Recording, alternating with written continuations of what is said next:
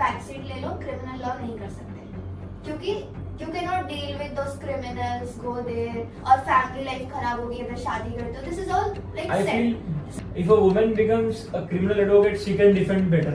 अब हमने क्लाइंट के लिए 100% दे रहे हैं, बट रिजल्ट्स ठीक है जो भी आया, इफ बेल अलाउ हो रही है, रिजेक्ट हो रही है या कुछ भी है, लेकिन आपने तो आपका 100% दिया हुआ होता है जो अपोजिट होता है, जैसे कि कोई मर्डर आ गया तो how do you deal with that?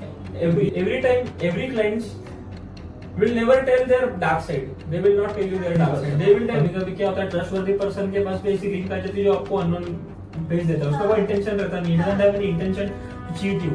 But you click on that link. Like Chikitar movie, you have to go in the morning. You have to stand inside the courtroom. वो नहीं रहने देते. That is true. छोटे-छोटे courts के अंदर space बहुत कम रहता है. You can visit high court.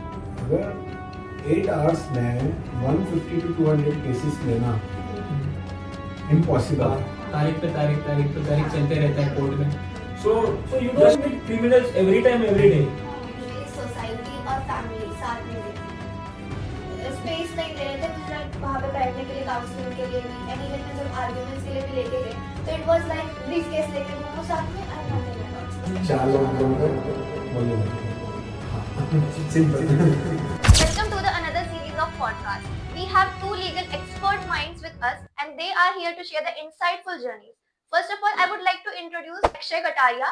He has a versatile expertise in his career. He is practicing in areas of criminal and also like diploma in cyber law, investigation matters, and he has also done his LLM as well. And he is also involved in pro bono cases. And also I will welcome Sir Devang Thakkar. He is a practicing litigation, cyber laws, criminal matters and also arbitration as its evolving career. We would like to know their exciting insights in this journey. We welcome you all. Hello. Let's dive into this journey. So sir, you have diverse legal portfolios. I would like to know what are the insights and experiences you have faced in your journey. Start with Akshay sir. Actually मैं practice करता हूँ cyber and criminal. हाँ, the criminal जो cyber है, it's a part of criminal. इतना कुछ फर्क नहीं है. जो भी है वो सिर्फ इन्वॉल्व, मतलब कुछ डाइवर्स नहीं है या कुछ डिफरेंट नहीं है. इट्स अ पार्ट, मतलब क्रिमिनल का ही पार्ट है साइबर. तो इट्स अ इजी गोइंग, मतलब टाइम हम मैनेज करते हैं, डेट्स हम मैनेज करते हैं टाइम टू टाइम कि बाबा कभी कौन से डेट पर कौन सा मैटर रखना है, कौन सा केस रखना है. तो ऐसे इजी गोइंग है. मतलब overall we keeps the date कि बाबा ऐसा ये पूरे वीक का शेड्यूल इज फिक्स कि दिस एंड दिस डेट को हमें यहाँ पे जाना है. ऐसा है पूरा. Probably the cycle of cyber crime and the criminal cases, according to me, it is different. I differ. So the thing is like when you start practicing in cyber cases, you have a bunch of you have bunch of certain things which you have to follow. The thing is like you have to, first of all, you have to go in depth and study the cases. For example, there is a cyber crime. It involves a lot of transactions, such as money laundering happens. Sometimes money laundering doesn't happen. Sometimes there are online gaming systems are there, because of which to trace that exact cyber criminal is very different and difficult task. That is the part of investigation team. We are defense lawyers. Sometimes we appear on behalf of complainant who has lost his money.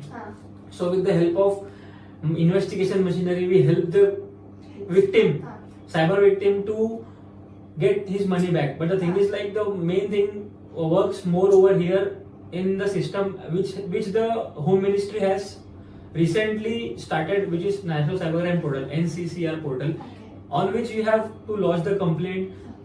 The portal automatically blocks all the accounts, and then you have to study deeply where your money is gone. There is a trail of transactions. Sometimes there are 50 layers, 40 layers, 10 layers, 20 layers, sometimes 5 layers, depending on the cases. So according to me, doing a cyber crime practice is not a cup of tea, but I would tell that if you practice cyber crime, it would be cherry on cake. Because if you love to chase something, definitely you will love it. ठीक है, that was really helpful. And rise in cyber law cases. Rise in cyber. There are many reasons. एक cases rise क्यों है? The main thing is the person is greedy. Okay. हाँ. हाँ, हम्म. अभी जैसे stock market हाँ. आज आफ्टर कोविड, हाँ. जहां पर अगर 2 या 3 करोड़ पूरे इंडिया में है, हम्म. जो स्टॉक मार्केट जो करते थे, ट्रेडिंग करते थे या इन्वेस्ट करते थे, आज वो बहुत हो गया है. हाँ. आज उसका जो रेशियो है हम्म. वो बहुत अच्छा बढ़ गया है. हाँ. एंड साइबर केसेस में 60 to 70% स्टॉक मार्केट के केसेस रहते हैं. ठीक है. हाँ. ऑलमोस्ट हाँ. 60%, नॉट ऑल बट 60 to 70% जो स्टॉक मार्केट के केसेस होते हैं हाँ. कि आप सो एंड सो कंपनी आपको कॉल करेगी, हाँ. बताएगी, स्कीम्स बताएगी हाँ. कि आप स्टार्टिंग वो मिनिमम अमाउंट से करते हैं, जैसे 5,000 10,000 रुपीज, हम आपको 15-20% पर डे रिटर्न देंगे. हम्म. ऐसा करके वो हम्म. कैप्चर करते पर पर्सन को. हाँ. एक बार वो कैप्चर हो गया, देन उसका डिमांड, जैसे उनको रिटर्न्स हाँ. मिलता है, हम्म. देन उसका इन्वेस्टमेंट बढ़ जाता है. हाँ. Greed increases. ग्रीडी. हम्म. जैसे ही वो इन्वेस्टमेंट बढ़ गया, हम्म. देन उनका वो पार्ट चालू हो जाता है. हाँ. फ्रॉडस्टर जो भी स्कैमर है, हम्म. उसकी वजह से फिर लाखों रुपया हम्म. इसमें जाता है. हम्म. एंड उसके बाद 1930 पर जब पता चलता है, हम्म. तो 1930 है हम्म. cybercrime.gov.in, हम्म. उसमें जाके कंप्लेंट करना पड़ेगा. हाँ. फिर उसके बाद जितना जल्दी हो सके अगर उस पर कंप्लेंट करेंगे हाँ. तो वो उतने चांसेस है मनी रिकवर होने के. ठीक है. हाँ. और सर आपको मैं पूछना चाहूंगी कि जैसे क्लाइंट जो बाकी के क्लाइंट्स आते होंगे आपके पास, और जैसे जो यूथ है आजकल, मोस्टली यूथ ज्यादा जल्दी से क्लिक कर देता है आजकल ग्रीडीनेस के कारण और इन सब चीजों के कारण. तो मिस्टेक्स क्या है जो अवॉइड करने चाहिए, ऐसे चीजों को ना देखना पड़े ऐसा? 3 things you have to do is, first thing is don't click on unknown links. Okay. अगर कोई पहचान का है, if he is sending you something, make sure that the person who is sending is trustworthy person. कभी कभी क्या होता है, trustworthy person के पास भी ऐसी लिंक आ जाती है जो आपको unknown भेज देता है. उसका कोई इंटेंशन रहता नहीं, he doesn't have any intention to cheat you, but you click on that link. हाँ. Before you click on some link, think twice or thrice. Apart from that, if everybody is using Android phones, so you can go to your cell phone settings and you can change or amend that setting to open the link directly. First, you can open your browser. You can first visit that link by copy and pasting that link on the Google Chrome directly instead of clicking on that link. So you will get to know that is this link is real or not. Second thing I would tell is make sure that you don't get into those links and OTPs. Now there are new types of cybercrime going on. Sending the invitations, fake invitation cards. Links आ जाते हैं. Third thing is like you must not share any personal data with anyone. If a new person wants to start a career in cyber law or instead of criminal law, so what advice will you give to them? What skills are required basically? Basically अगर 5 years का course कर रहा है, तो जब वो 4th year में आ जाएगा तो उसको प्रैक्टिस स्टार्ट करनी चाहिए.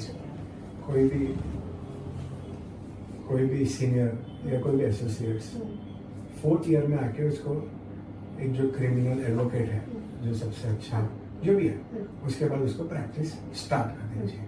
उसको वेट नहीं करना चाहिए कि मैं जब मेरा पूरा क्लियर होगा देन फिर मैं, अगर उसको प्रैक्टिस करनी है तो हाँ, मतलब लिटिगेशन में जाना है तो उसको, तो उसका बेस 2 साल में क्लियर हो जाएगा. एंड जब तक उसके पास समझ आ जाएगा तो वो एक अच्छे स्टेज में होगा कि नाउ आई कैन आर्ग्यू, मतलब वो इतने अच्छे लेवल पर पहुंच जाएगा. एंड जो साइबर केसेस है, इसमें डेली कुछ ना कुछ तो नया है, क्योंकि हर एक केस अलग अलग फैक्ट्स रहते हैं, उनके अलग अलग पार्ट है. थोड़ा बहुत कंसेप्ट ठीक है सेम होगा, बट हर एक जो भी केसेस का है उसका अलग अलग पार्ट है. तो उसमें हर एक चीज नया रोज अपग्रेड होगा. उसमें साइबर केसेस में तो रोज नए केसेस आ रहे हैं जो पता भी नहीं चल रहा है. उसके लिए जो डेली अवेयरनेस, जो भी न्यूज़पेपर हो या टाइम्स ऑफ एज कुछ भी है, उसको डेली इस पर वो हर एक चीज पर ध्यान रखना पड़ेगा. Yeah, I totally agree with his thoughts. Now you have, if you really want to practice in criminal and cyber cases, apart from that, if you are persistently pursuing the new kinds of judgment. Criminal जो practice है उसमें main important thing is jurisprudence. हाँ.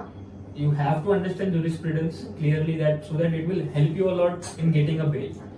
And bail is the most crucial part हाँ. in criminal practice. In any criminal practice, if you want to start practicing a criminal में अगर आपको जाना ही है तो first thing is bail आना ही चाहिए.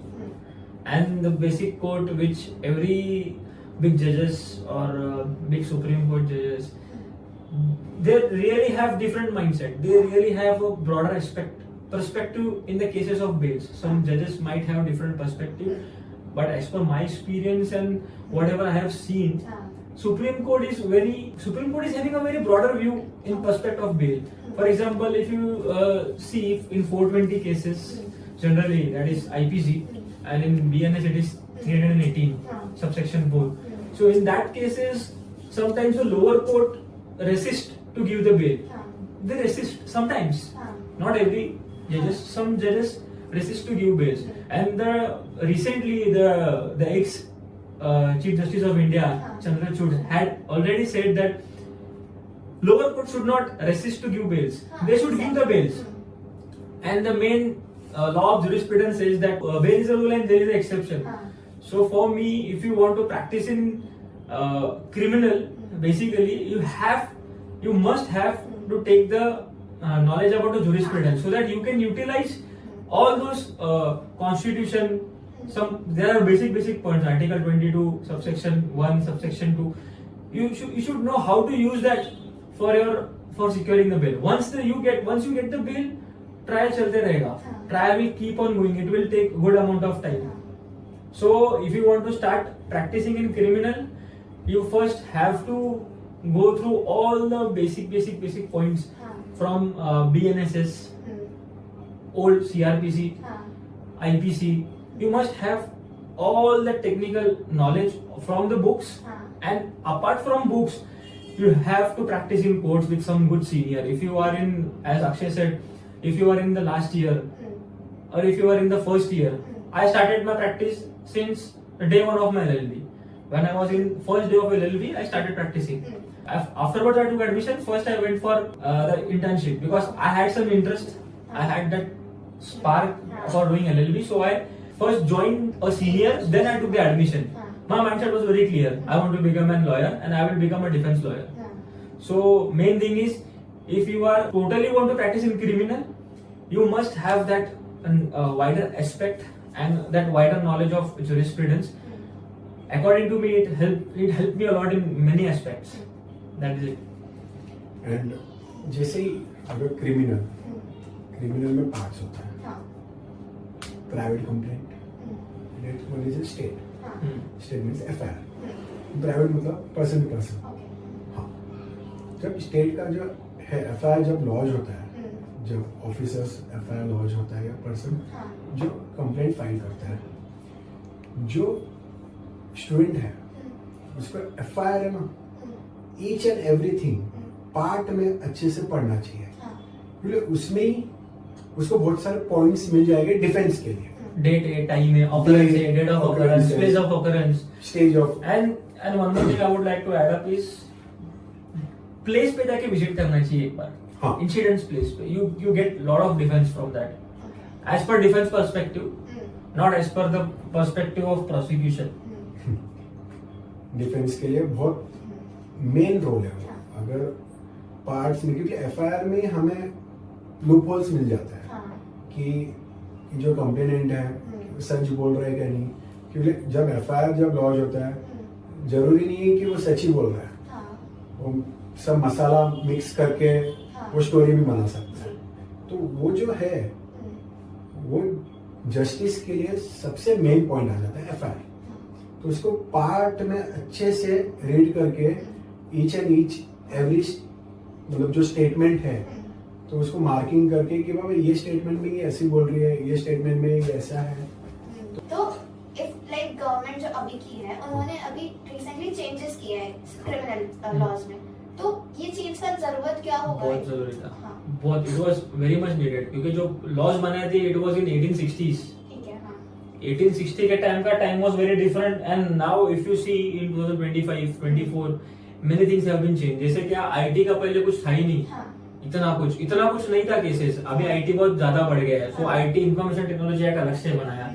And the main thing is like कि अगर बहुत सारे चीजें जो पैसे का वैल्यू था, the value of money has increased.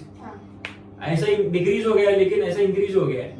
पहले के टाइम पे 100 रुपीज वॉज वेरी मच, अभी के टाइम पे 100 रुपीज नथिंग. तो जो फाइन्स जो मेंशन किए गए थे आईपीसी में, इट वाज वेरी लेस. जो ट्रैफिक वायलेशंस के रूल्स थे, it was very less. The punishment was very less. जैसे क्या वुमेन्स के लिए पहले punishment was some I guess some 14 years तक आता था. 10 years था.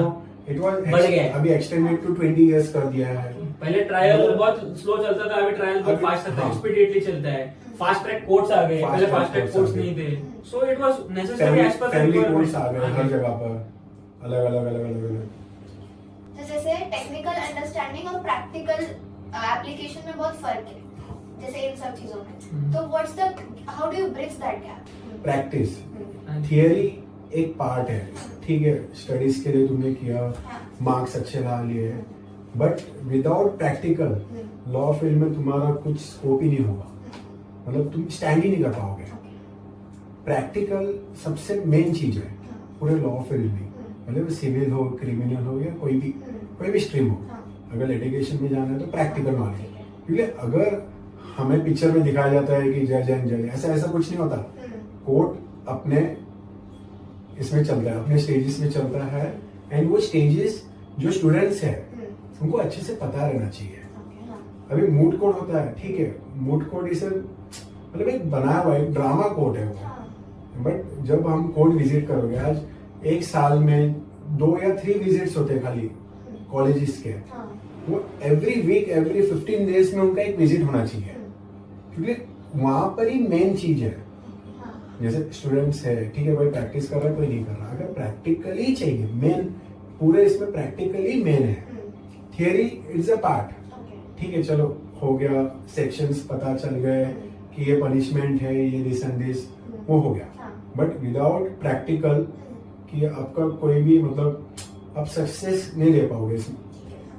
Practice, persistence and perseverance, three Thank you things for highlighting और that. Practices. So you highlighted the importance of practical exposure. Now I would like to know कि जैसे food courts में visit किया है, legal camps, legal aid provide की है, तो what's the thing that कि वो हेल्प कैसे किया आपके प्रैक्टिस में, उसमें कैसे किया एक्सपीरियंस उसमें? मूड कोर्ट में जब हम गए थे एज एन जज, जो हमने ऑलमोस्ट 50 स्टूडेंट्स का टोटल था, 50 to 60 स्टूडेंट्स का उनका ग्रुप था, 6 पीपल्स का. तो सबको एक पार्ट दिया था कि आप इंट्रोडक्शन दो, आप ये दीजिए, आप डिफेंस लेना, ऐसा. एक केस सेम देके एक को किसी को बोला था करके हाँ. आप you stand for the complainant person and बाकी किसी को था यू टेक इट रिसर्च. और उसमें एक पेटिशनर था, एक रिस्पोंडेंट एक था. रिस्पोंडेंट था. तो ऐसा हर एक चीज उन्होंने वहां पर बताया था. तो कोई स्टूडेंट्स था जो मतलब 2 पार्ट होता है कि जो केस में अगर जो भी केस दिया था उन्हें, तो वो बहुत अच्छे से वो लोग ध्यान दे रहे थे उसमें कि कुछ ना कुछ नया ला रहे थे. कोई स्टूडेंट्स ने तो जजमेंट्स लेके आए थे कि साइटेशंस बता रहे थे कि बाबा ये साइटेशन इसको अट्रैक्ट होता है. तो ऐसी ऐसी चीजें हमें पता चल रही थी वहां पर कि बाबा ये सच में लर्न कर रहे हैं. पहली बार पता चला जज बन के कितना कंफ्यूजन होता है. आज तक पता नहीं था कि इतना कंफ्यूजन क्रिएट हो सकता है. Because as a advocate you are practicing, you just want to save your client by any cost. You have to save, because once you take the fees from them, you don't have to compromise in any situation. You have to fight for them. You have to do whatever it takes. You have to win. ठीक है. तो अगर आपको ऐसा case मिलता है जो opposite होता है, जैसे कि कोई मर्डर आ गया, तो how will you deal with that? We have to take that case, and we cannot deny the fact that he is a murderer. We are no one to judge. Okay. Judge is there to judge. We just put the things what our client tell us, and we are no one to judge.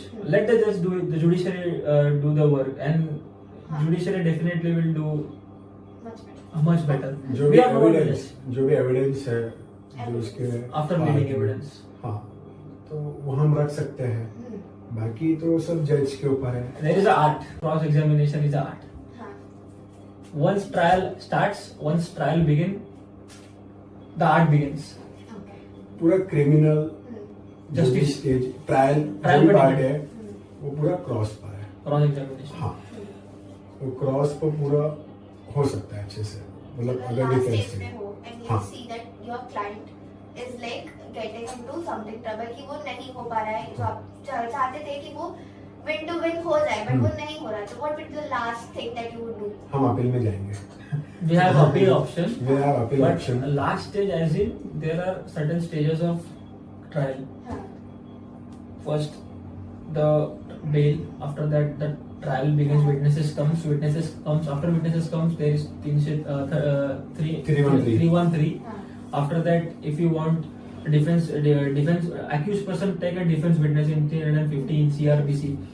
After that, if there is some witness left, 311 again they have to come. It depends upon it is a state case or it is a private case. Private. Totally depending upon the situation and the stages. After that, evidence get closed. Once evidence get closed, after that the Final argument. the trial reaches to final argument. So once the evidence is closed, we have less chance to win the case, and we get a hint that what will happen sometimes, because once we practice in same court, we understand the mindset of the judges. And one more thing, according to my experience, you have to mix psychology and law together to win the case. Psychology of the judge and law. How you apply the law in your case and how you understand the psychology of judge. These two aspects will definitely give you a win-win situation. Thank you for highlighting. Actually, this was not actually taught in our colleges. So we wanted someone to highlight upon this. That's the reason we had this. That is what you get from हाँ. experience. हाँ. Okay.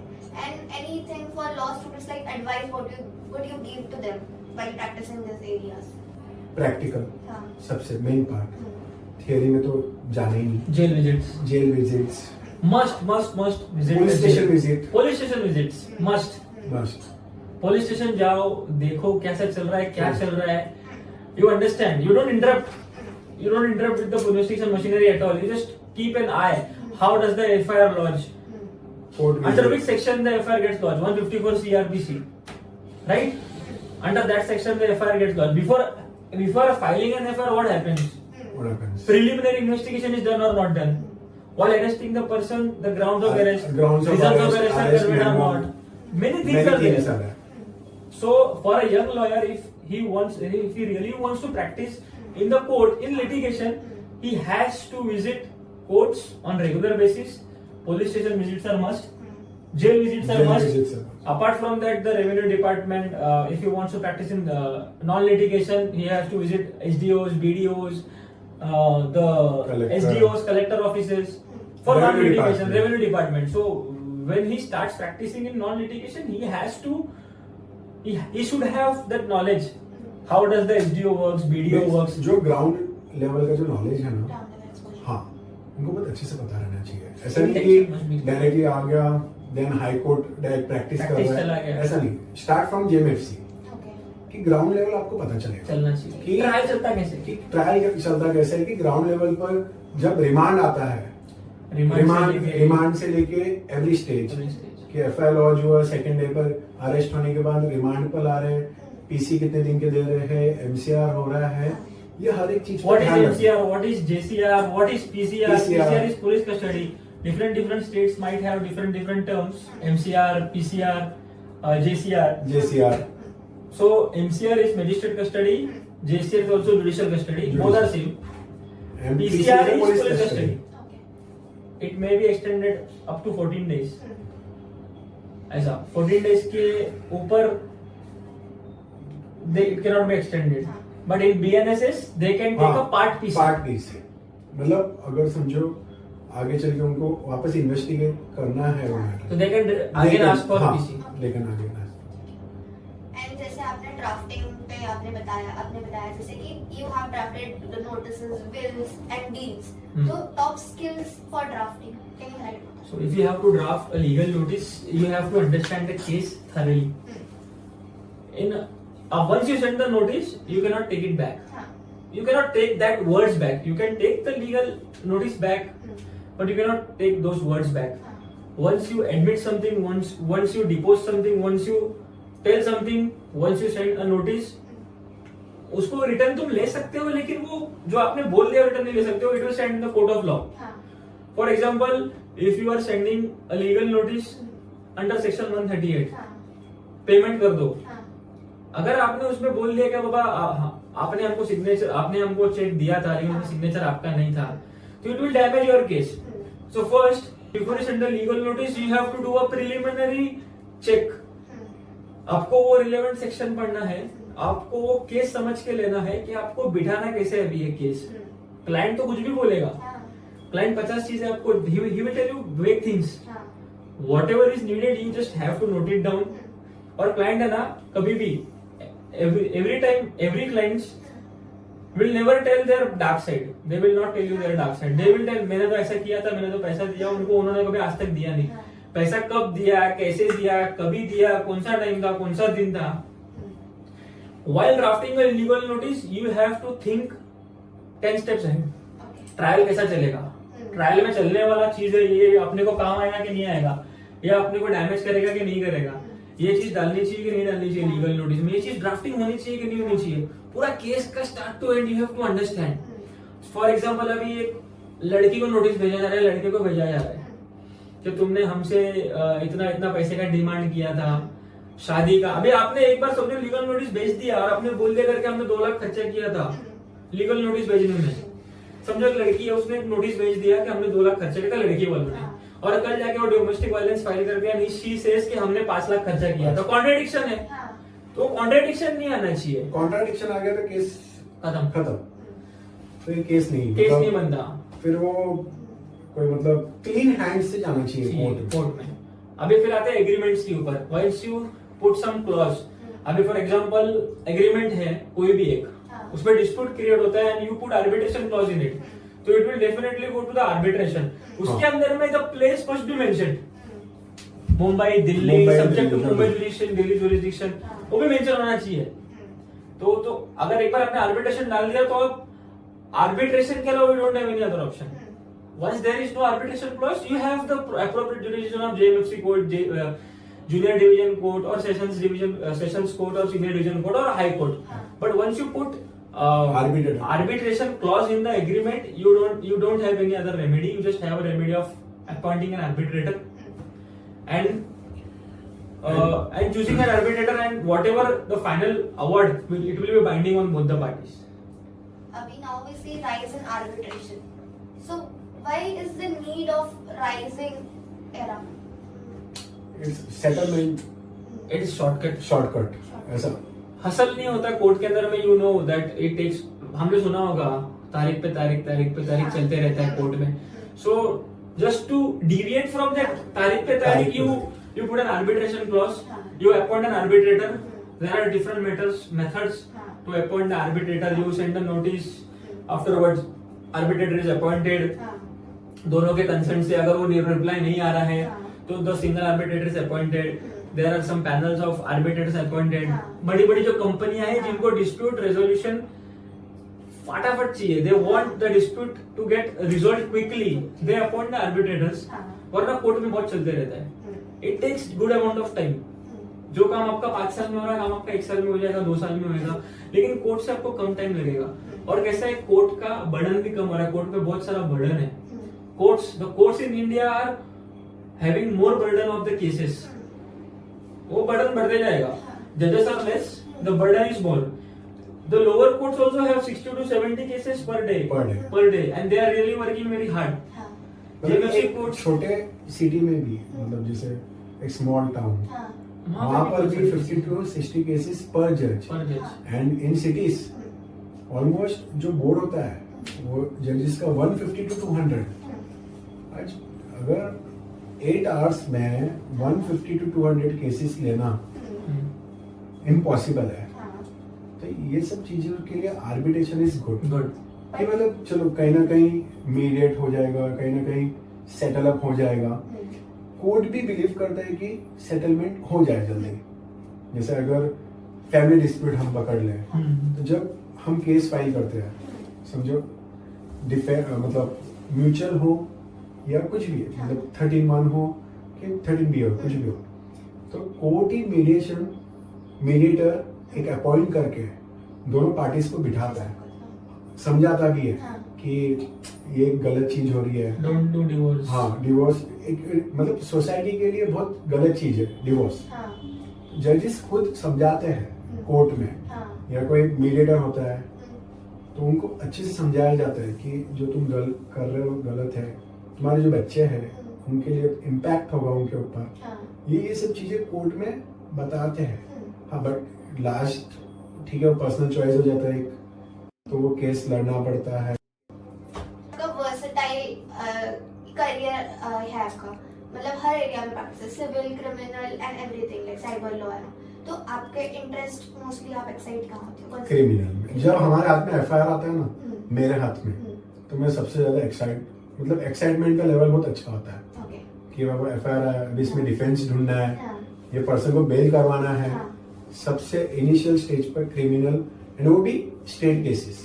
वो Same criminal because starting से ही I had an intention to become a good defense advocate. So what excites me more about being a criminal defense lawyer is like you get that rush, you feel that you are doing something good, you get that reputation, you get that fame. Obviously you get the money, but sometimes some criminal, those everybody is not a born criminal, but some people are like habitual offenders. You get a huge amount of money when you start practicing in criminal, but it is very uncertain. It is very uncertain, and defending the person who he's been alleged of the offences, it is by duty to save them, because allegations तो कोई भी लगा सकता है, allegations तो allegations होते हैं, लेकिन in India everything is like, it is like innocent until proven guilty. So as an advocate, I would love to defend the accused person more, and it excites me because it is very passionate thing. You have to do research, you have to do extensive research, you have to be dynamic, you have to be very proactive, you have to be a street smart. You must be a street smart player to understand the case, to twist, to turn to black and white, just because your clients doesn't get deviated from justice. He wants justice. His constitutional right is there for right to liberty, personal life. You have to fight for it. That is why this field of criminal excites me more, as it is very dynamic. हर दिन कुछ नया आता है. You get to learn many new things. That is the reason. But as a woman like me, or even another woman, if she wants to practice in criminal law, definitely she can practice. There are many good lady advocates who are practicing, and we still admire them. We still admire them because they really have a good intellectual level, and I feel if a woman becomes a criminal advocate, she can defend better. हाँ, definitely she can become a only non litigation में नहीं जाना चाहिए. Practice हर चीज करनी चाहिए. Everybody has a right to practice criminal, civil, and especially what I feel is women can do better. हाँ, अच्छे डिफेंस लॉयर बन सकते हैं. अच्छे बन सकते हैं, definitely क्यों नहीं? usually society और family साथ नहीं देती है. नहीं, ऐसा नहीं है, बट देते हैं आजकल तो ऐसा कुछ नहीं है, मतलब कुछ डिफर तो नहीं कर रहे हैं आजकल. ठीक है, मतलब कोई सिटीज में होगा, बट बॉम्बे जैसे एरिया में है, बॉम्बे पुणे, जैसे अगर मैं जहाँ से आती हूँ चंद्रपुर फॉर दैट, तो वहाँ पे we aren't pushed for this thing. We are like एक बैक सीट ले लो, क्रिमिनल लॉ नहीं कर सकते क्योंकि you cannot deal with those criminals, go there, और family life खराब होगी अगर शादी करते हो. This is all like said. This is the reality. If you're practicing criminal, you don't have to meet criminals. All the person you meet, those are not criminals. Sometimes, recently we had one case. He was falsely accused of rape. Falsely accused. शादी हुआ था, सब कुछ हुआ था. He was falsely accused of rape. So you don't meet criminals every time, every day. You don't meet. You meet the person who has been falsely implicated in any case. एक life का risk का बोलते हैं, life risk होगा when you defend a नहीं, criminal. और एक लोगों की नजरों में तो अगर एक क्रिमिनल हो गया तो इंडिया में तो क्रिमिनल वो तो हटते नहीं, भले वो कोर्ट प्रूव भी कर देती, बट स्टिल एक दिमाग में एक कहीं ना कहीं होता है कि ये क्रिमिनल है, तो लाइक लोगों का हेट्रेड आना तो वो हमेशा का रहता है, तो एक लाइफ रिस्क के इससे बोलते हैं, मतलब वुमेन्स को बेसिकली। 4 लोग बोल रहे हैं, बोलने simple. You do whatever you हाँ, want you to do practice, whatever. and especially I am still on the same. Women should practice any field. हाँ, आजकल women are everywhere. मतलब on every you go to space, you go to any industry, women can go anywhere, women can do anything. हाँ, मेरे खुद के भी घर में हाँ. है, तो she practices whatever she wants to practice, so it is fine. तो जैसे मैंने फर्स्ट ईयर में इंटर्नशिप्स करी थी, तो आई हैव सीन कि जो एडवोकेट्स हैं वो मुझे बता नहीं रहे थे और एक स्पेस नहीं दे रहे थे मुझे, like, वहाँ पे बैठने के लिए, काउंसलिंग के लिए भी, एंड इवन मैं जब आर्ग्यूमेंट्स के लिए भी लेके गए तो it was like brief case लेके घूमो साथ में, I am nothing at all, मतलब सिखा नहीं रहे थे। I don't Yes, know. ऐसा नहीं होता है, कैसा होता है, this might be your experience, हाँ, लेकिन if you have to, देखो ना, if you have to learn something, you have to stand inside the courtroom. वो नहीं रहे वो नहीं रहने देते, हाँ. Right? You are saying, so you have to ask them, मैं क्यों नहीं करने दे सकती हूँ यहाँ पे? स्पेस नहीं है Space नहीं है, एडवोकेट। that is true. इसके- छोटे-छोटे कोर्ट्स के अंदर हाँ, स्पेस बहुत space. कम रहता है. You can visit high courts, you can visit sessions court. जो सेशंस कोर्ट होते हैं वहाँ पे कोर्ट रूम बड़े होते हैं, ठीक है? सेशन हाई कोर्ट में you can stand, you can wear black and white, you can wear a blazer, you can stand over there. Apart from that, you can visit sessions court जो mid level पे आते हैं. DMFC court जगह कम रहता है, तो possibility ऐसा है कि वहाँ पे आपको मतलब बेटर नहीं दिया जा सकता है, क्योंकि कैसा होता है, सीनियर एडवोकेट्स खड़े रह सकते नहीं है. Some advocates are senior, right? So they are like, हमारा केसेस है, we have to seat.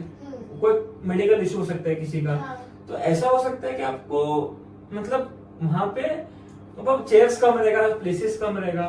And नहीं तो फिर जैसे आपका है, जैसे आपका क्वेश्चन था, तो मैंने आपको इनिशियली बोला था कि जब आप प्रैक्टिस के लिए जा रहे हो, हाँ. तो जो आपका सीनियर है या एसोसिएट जो भी है, तो पहले अच्छे से देख लेना कि ये पर्सन कैसा है.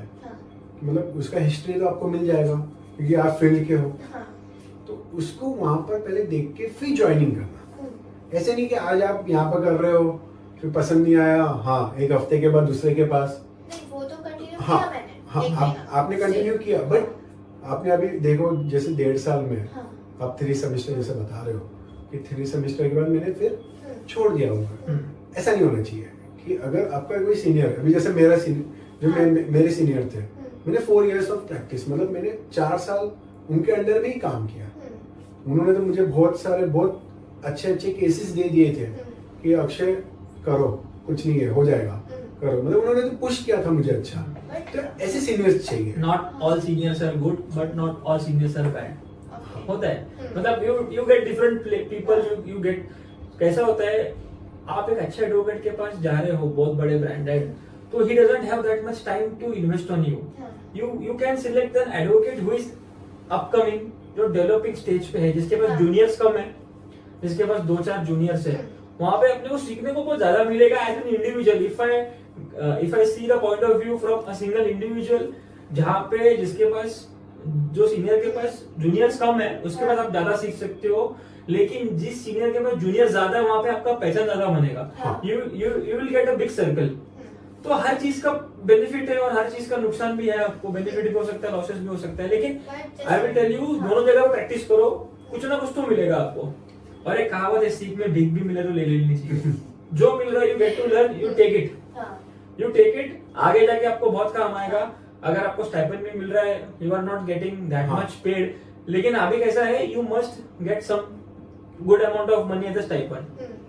छोटे अमाउंट के अंदर में you will also not get that motivation to work. और लॉ फील्ड तो ऐसा है कि हमारे यहाँ पे पहले सिखाया जाता है, अगर आपको पैसा चाहिए तो नॉलेज मत लो, और नॉलेज चाहिए तो पैसा मत लो. तो हमारे यहाँ पे ऐसा रहता है कि कभी कभी लॉ फील्ड में सब जन, एवरीवेयर, ऑल ओवर इंडिया, सबको ऐसा लगता है कि भाई लॉ फील्ड में सब जगह पे वेजेस, वो बहुत मीम्स चल रहे हैं आजकल के, वेजेस भी कम मिल रहे हैं. एडवोकेट को बहुत वेजेस, ऐसा कुछ बहुत कंपेयर किया जाता है कि वेजेस, एडवोकेट, तो स्टाइपेंड भी बहुत कम होता है वेजेस के हिसाब से. So I would add on in that के बाबा, अगर एज अ जूनियर आपको अगर किधर पे ज्वाइन करना है, बी ब्लंट, मुझे इतना पैसा चाहिए तो ज्वाइन करूंगा. नॉलेज भी चाहिए, पैसा भी चाहिए. So you have to ask for it. अगर तुम स्टार्टिंग में जाके बोल दोगे कि मेरे को पैसा नहीं चाहिए, मेरे को सिर्फ नॉलेज चाहिए, तो आपको सीनियर को पैसा भी नहीं देगा और सिर्फ नॉलेज देते रहेगा, आपको एक्सप्लॉइट करते रहेगा. जाके बोलने का, I have to I have this much is expectation, I want this much things and I want to learn. तभी आप आपका पूरा टाइम इन्वेस्ट भी कर रहे हो तो you will definitely enjoy that. Earn and learn दोनों होना चाहिए, right?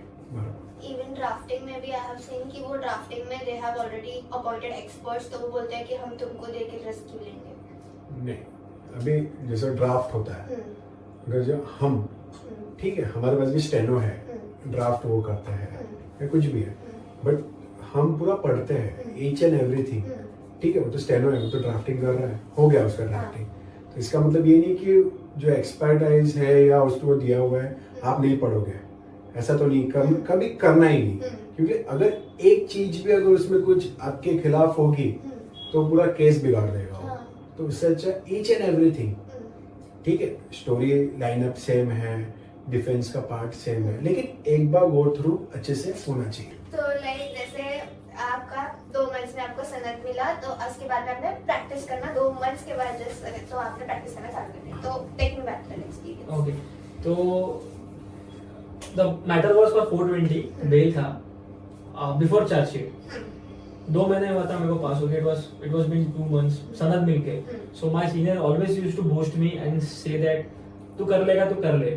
So what happened is on that day, fortunately और unfortunately, fortunate for me and unfortunate for my senior, because he मतलब उनको मेडिकल इशू आ गया, so he was not able to reach on the court on time.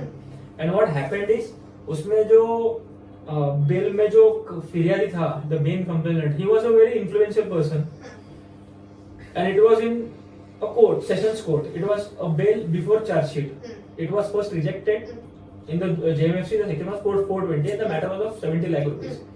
So I called up Akshay and I told that भाई 420 का matter है, sir बीमार है, मेरा sir आ नहीं पा रहा है, मैं आर्ग्यू कर लूं.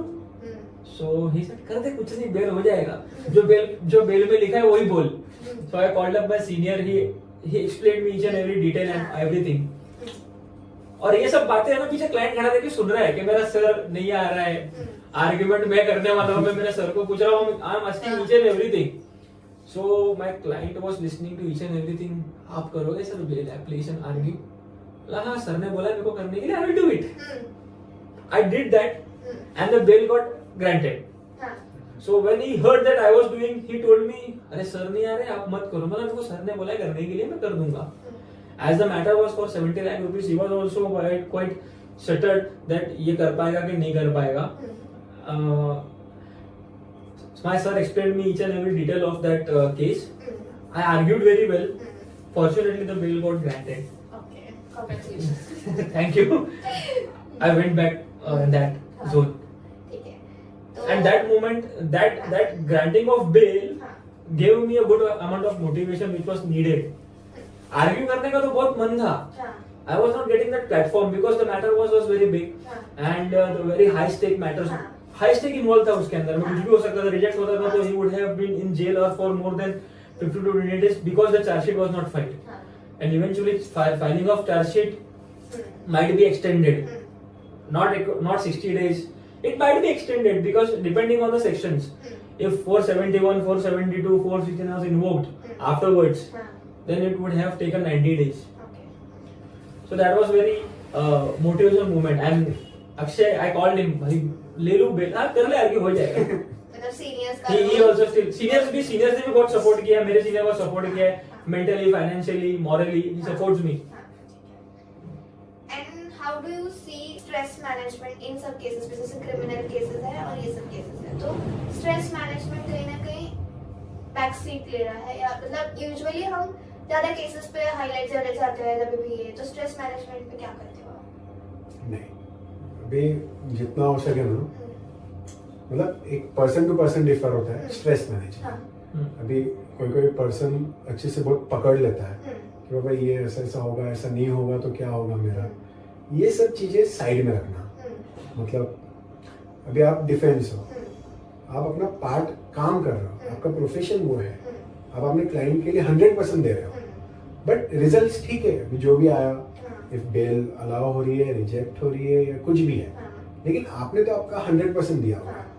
तो स्ट्रेस लेना मतलब मैंने तो नहीं दिया आज तक, मतलब जितने भी केसेस आए, जितने भी बेल अलाउ हुए या मतलब रिजेक्ट हुए, तो कोई भी केसेस में मैंने तो ऐसा स्ट्रेस के ऊपर मतलब पॉइंट Stress आउट, आता तो होगा ही नहीं। हाँ स्ट्रेस थोड़ा बहुत ठीक है पार्ट के लिए कि बाबा हाँ ठीक है अभी कल बेल है, कल आर्ग्यूमेंट है, हाँ एक ना कहीं आ जाता है या रिजेक्ट हो गया तो फिर क्या होगा, बट उसके लिए मैं भी कुछ नहीं कर सकता सामने वाले पे, बट मैं तो मेरा 100% दे रहा हूँ कि बाबा मुझे तो उसमें 100% देना ही है क्योंकि मैं, हाँ और कुछ स्ट्रेस तो आता ही नहीं, क्योंकि if you are loving what you do, stress तो मुझे तो आज तक कभी नहीं आया। खाली इतना होता है कि जब when you were in 10th standard or 12th standard and you were awaiting your results, same feel you get while the order is in your favor and you are exciting, you are in that excitement mode कि अब क्या होने वाला है, grant होगा या reject होगा, order favour में आएगा, क्लाइंट खुश होगा,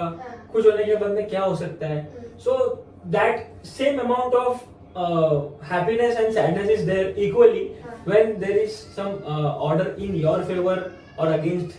So ऐसा हो सकता है कि स्ट्रेस तो मतलब आना ही नहीं चाहिए if you are loving what you do, हाँ प्रोफेशन, सो तो नहीं आता है स्ट्रेस। वर्क लाइफ बैलेंस चलते रहता है मतलब चलता as we both are practicing जैसे आप ट्रैवलिंग करते We travel, हम ट्रैवल fitness करते हैं, enthusiastic, तो साइबर कैसे के लिए हम balance लोग होता है? नहीं हो सकता। साइबर के लिए तो हमें बहुत ट्रैवल करना पड़ता We है, travel continuously. इसलिए- Sometimes we take 2-3 flights in a day, 2 flights a day. हाँ Sometimes we take 3 flights. Sometimes we have to rush to Bombay again. So we get a call in the night. Your flight ticket are booked. You have to go in the morning. So work life balance थोड़ा बहुत disturb होता है, लेकिन ठीक है वो adjust adjust कर लेता है। If you love your profession, definitely you can adjust work life balance. And for me, work life balance is the most thing. If you take care of your family, your work automatically Will be balanced. balanced. You take care of your family, सब अच्छे से हो जाएगा। सब अच्छे से priority घर को देना चाहिए, वर्क को भी देना चाहिए, लेकिन ज्यादा प्रायोरिटी फैमिली को देनी चाहिए। हाँ, एक स्पेसिफिक टाइम रख दिया करो सैटरडे संडे, हाँ खुद के वाइफ के लिए, खुद के फैमिली के लिए, बहुत अच्छा रहेगा, बहुत अच्छा इम्पैक्टफुल रहेगा। And spend 2-3 hours a day with your family, most important part. Thank you so much for this valuable session. We all had a great Great experience. session. हाँ, We also had a great Yeah. session. exactly. तो और बहुत कुछ ऐसा सीखने मिला, like जो इतना ट्रेंड चल रहा है क्रिमिनल लॉज का, इतना क्रेज चल रहा है, कैसे एक प्रैक्टिकल एक्सपीरियंस क्या है ये जानना कहीं ना कहीं एक बैक सीट लेता है। तो आपने वो बैक सीट को हटा के सेट आगे किया, पुश किया कि हाँ कुछ ऐसे लोग भी हैं जो बता रहे हैं हमको। तो सही सीनियर का जैसे आपने हाईलाइट किया, काफी चीजें आपने ज्यूरिस्प्रूडेंस के बारे में बोली, काफी आपने इन सब चीजों के बारे में बोला कि जैसे ट्रायल्स पे ध्यान दो, FIRs पे ध्यान दो, अच्छे से पार्ट्स में पढ़ो। तो ये काफी ज्यादा हेल्पफुल था कि एक सच्ची में एक लॉ प्रैक्टिस करने में क्या चीजें जरूरी है, ये आपने सच में बहुत अच्छे से बताई। थैंक्स टू यू ऑल कि आपने ये नॉलेज हमको शेयर किया इतना। It was really a great experience. Same here. Same year. और बाकी फॉलो करो लॉ विद जानवी जानवी, को। लाइक शेयर और Subscribe and comment. कमेंट। ठीक है sir, thank you so much. It was a immense pleasure to meet. Same here.